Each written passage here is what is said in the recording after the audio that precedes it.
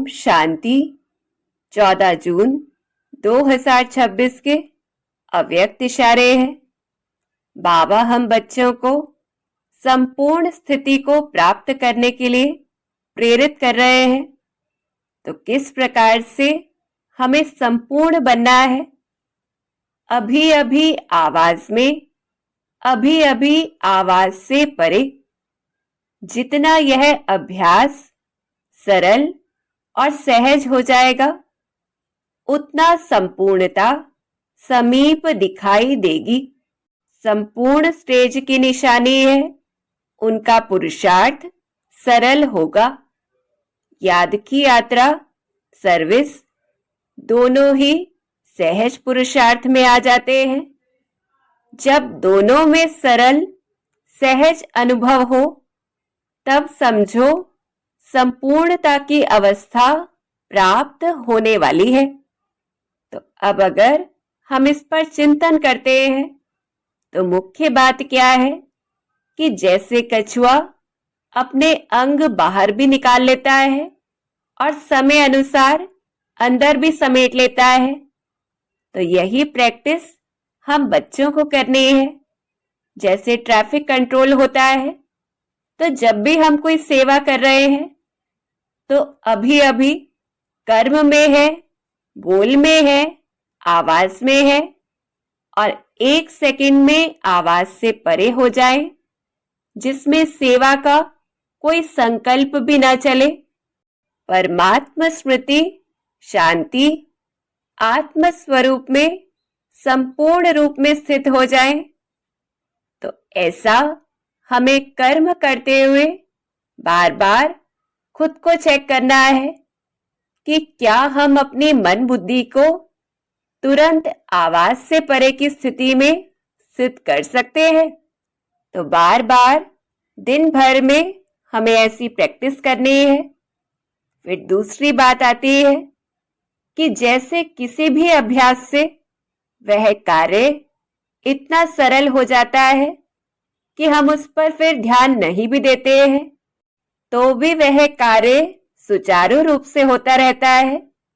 जैसे कि हम शुरू में गाड़ी चलाना सीखते हैं, तो कितना ध्यान देते हैं, लेकिन बाद में वह संस्कार बन जाता है कि हम अनेक कार्य करते हुए भी सहजता से गाड़ी चला रहे होते हैं।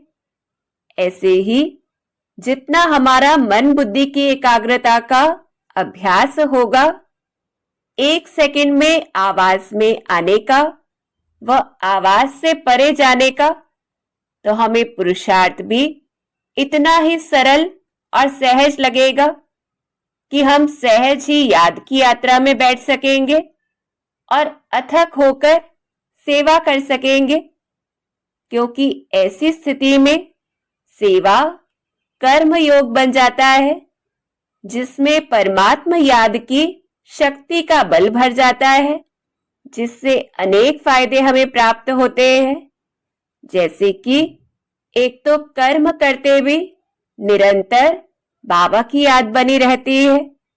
दूसरा, परमात्मा शक्ति जुड़ने से वह सेवा सहज भी हो जाती है, उसमें हमें सफलता भी मिलती है।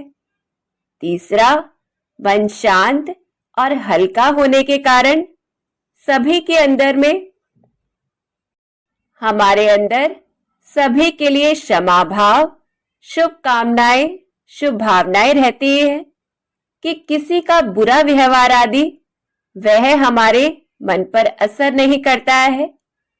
और एक और बात, जब हम मैंपन से, मेरेपन से सेवा करते हैं, तो उस सेवा से जुड़ जाते हैं, जिस वजह से योग में भी हमें वही सेवा याद आती है। लेकिन जब हम योग युक्त हो सेवा करते हैं, तो जब हम योग में बैठते हैं, तो उस समय सेवा मन बुद्धि को नहीं खींचती है। साथ ही सेवा से प्राप्त हुई दुआएं भी हमें योग में सहज रूप से एकाग्र होने में मदद करती है कि फिर योग में संघर्ष, तनाव व खींचतान वह खत्म हो जाती है। तो इस प्रकार से जितना हमारा आवाज में आने का व आवाज से परे जाने का अभ्यास होगा, तो याद और सेवा दोनों में हमें स्वाभाविक आनंद आएगा और ऐसी स्थिति से ही हमारी संपूर्णता की स्थिति वह समीप नजर आएगी।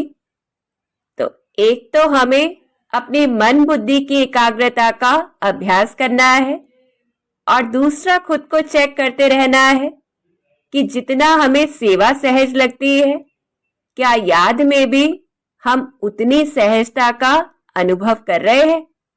और अगर कहीं भी कुछ भी कमी है तो कर्म करते हुए हमें योग को और बढ़ाना है, अभ्यास करना है। अच्छा, ओम शांति।